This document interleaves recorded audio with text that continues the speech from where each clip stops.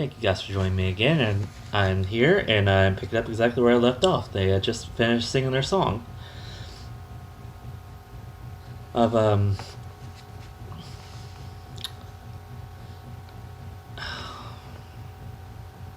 not editing this out. They just sung far over the misty mountains cold, and Bilbo started to think that he won this adventure. He got up trembling. He had less than half a mind to fetch the lamp, and more than half a mind to pretend to, and go and hide beneath the beer barrels in the cellar, and not come out again until all the dwarves had gone away. Suddenly he found that the music and the singing had stopped, and they were all looking at him with eyes shining in the dark. "Where are you going?" said Thorin in a tone that seemed to show that he guessed both halves of the hobbit's mind. "What about a little light?" said Bilbo apologetically. "We like dark," said the dwarves. "Dark for dark business. There are many hours before dawn." "Of course," said Bilbo, and sat down in a hurry. He missed a stool and sat in the fender, knocking over the poker and shovel with a crash. "Hush!" said Gandalf. "Let Thorin speak." And this is how Thorin began.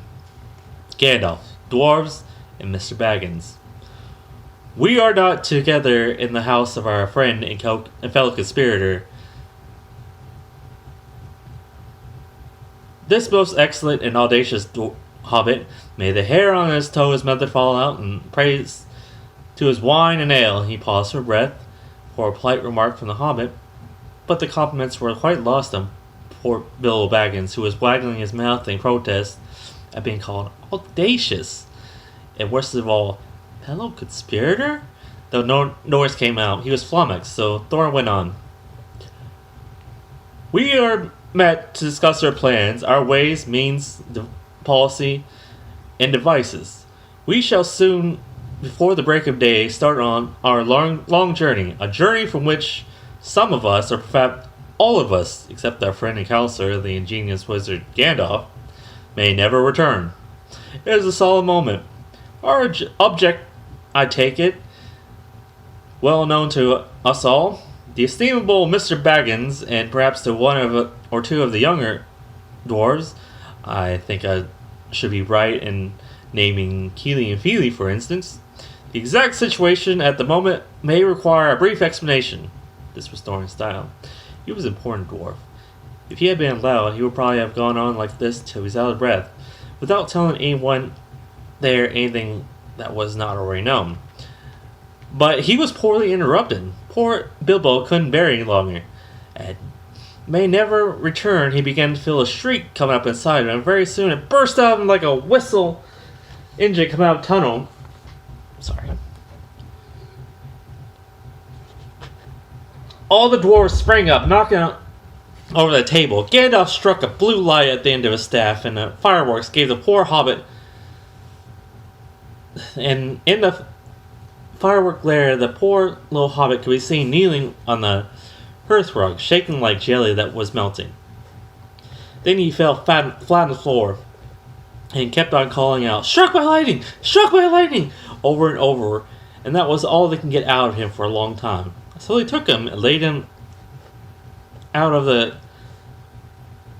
way on the drawing room sofa with a drink at his elbow, and they went back to their dark business. "Excitable little fellow," said Gandalf as they sat down again. "Gets funny queer fits, but he is one of the best. One of the best, as fierce as a dragon in a pinch."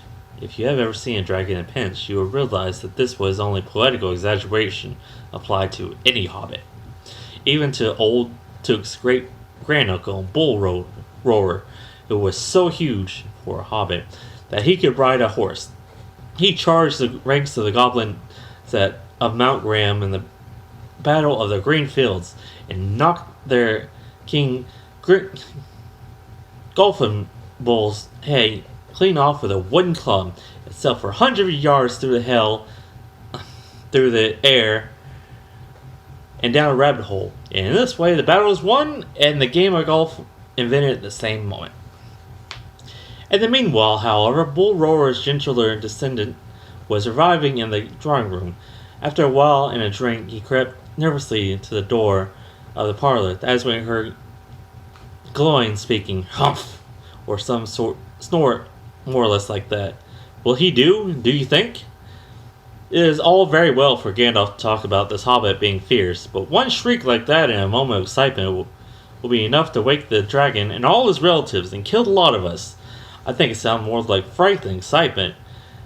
In fact, if it hadn't been for a sign at the door, I shouldn't have been sure we had come to the wrong house.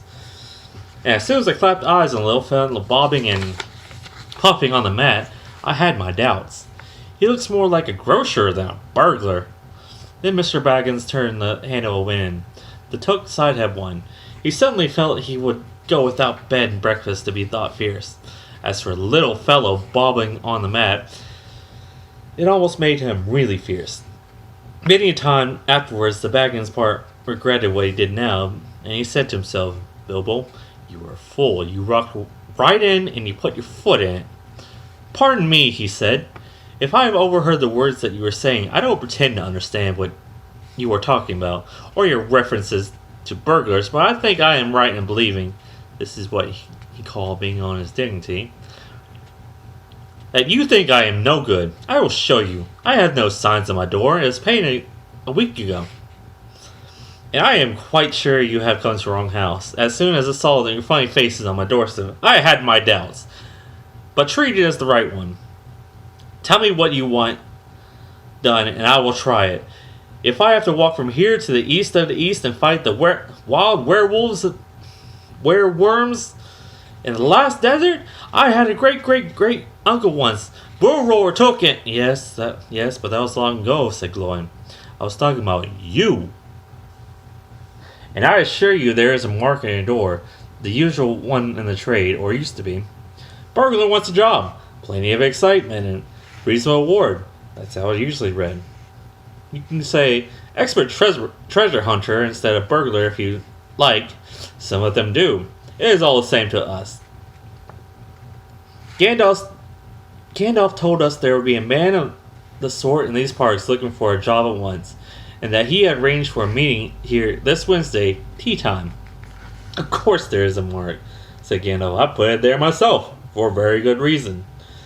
You asked me to find the 14th man of your expedition. I chose Mr. Baggins. Just let anyone say I chose the wrong man or the wrong house, and you can stop at 13 and have all the bad luck you like. Or go back to digging coal. He scowled angrily at Gloin, and the dwarf huddled back in his chair, and when Bilbo tried to open his mouth to ask a question, he turned and frowned at him and stuck out his bushy eyebrows till Bilbo Baggins shut his mouth up like with a try. That's right, said Gandalf. Let's have no more argument. I have chosen Mr. Baggins, and that ought to be enough for all of you. If I say he's a burglar he is. Or will be when the time comes. There's a lot more in him than you guessed, and a deal more than he has any idea of himself. You may, possibly, all live to thank me yet. Now, Bilbo, my boy, fetch the lamp. And let's have a little light on this. On the table, in the light of the big lamp with the red shade, he spread a piece of parchment, rather like a map. This was made by Thor, your grandfather Thorin. He said in answer to the dwarf's excited questions. It is a plan of the mountain. I don't see that this will help us much, said Thorin, disappointingly after a glance. I remember the mountain well enough and the lands about it. Yeah, I know where Mirkwood is, and the withered heat, and where the great dragons breed. There is a dragon in red on the mountain, said Balin, but it will be easy enough to find him without that, if we ever arrive there. There is one point that you haven't noticed, said the wizard, and that is the secret entrance. You see that ruin on the west side, and the hand pointing to it from the other ruins? That marks a passage to the lower halls. It may have been secret once, but how do we know that it's secret any longer? Old Smaug has lived there long enough now to find out anything that there is to know about those caves. He may, but he can't have used it for many years and years. Why? Because he is too small. Because it is too small. 5 feet high, the door, and 3 may walk abreast his rooms. But Smaug could not creep in that hole that size. Not even when he was a young dragon. Certainly not after devouring so many dwarves and men of the Dale. It seems a great hole to me, squeaked Bilbo, who had no experience of dragons and only of hobbit holes. He was getting excited and interested again, so he forgot to keep his mouth shut. He loved maps. And in his hole there hung a large one of the country round, with all his favorite walks marked on it in red ink. How could such a large door be kept secret from everybody outside, apart from the dragon? He asked. He was only a little hobbit, you must remember. In lots of ways, said Gandalf, but in what way this one has been hidden, we do not know without going to see. And for what it says on the map, I should guess there is a closed door which has been made to look exactly like the side of a mountain. That is the usual dwarf's method. I think that is right, isn't it? Quite right, said Thorin. Also, I forgot to mention that with the map went a key, and a small and curious key.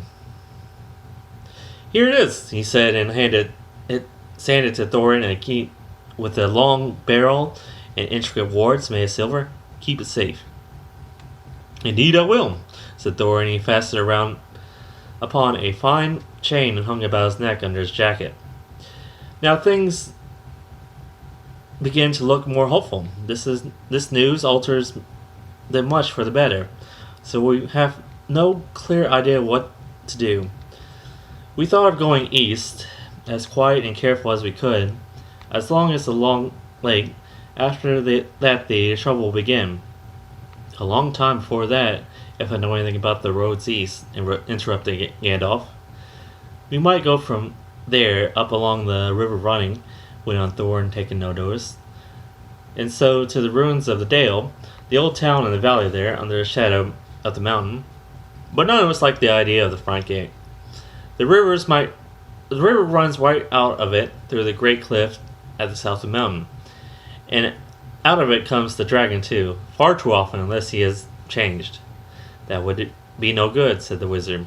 Not without a mighty warrior, even a hero. I tried to find one, but warriors are busy fighting one another in distant lands, and the neighborhood heroes are scarce or simply not to be found. The swords in these parts are mostly blunt, and axes are used for trees, and shields as cradles or dish covers, and dragons are comfortably far off, and therefore legendary. That is why I settled on burglary, especially when I remember the existence of a side door. And here is our little Bilbo Baggins, the burglar, the chosen and selected burglar. Now let's get on and make some plans. Very well, said Thorin. Supposing the burglar expert gives us some ideas or suggestions. He turned with mock politeness to Bilbo. Very well then. I'm sorry. First, I should like to know a bit more about things, he said, feeling all confused and a bit shaky, but so far still tookishly determined to go on with things. I mean, about the golden dragon and all that, and how it got there, and who it belongs to, and so on further. Bless me! Have you got a map? Didn't you listen to our song? And haven't we been talking about this for hours?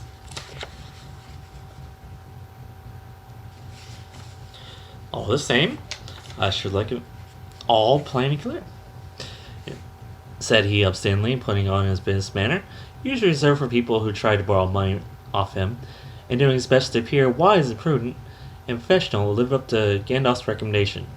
Also, I would like to know about risk, out-of-pocket expenses, time required, and remuneration, and so forth, by which he meant, what am I going to get out of it, and if I'm going to come back alive? And I'm going to pause it right there for right now. I have to still edit the other videos, but I will try to hurry that up and get back to this soon. And thank you guys for watching. My name is Grandwolf, and have a great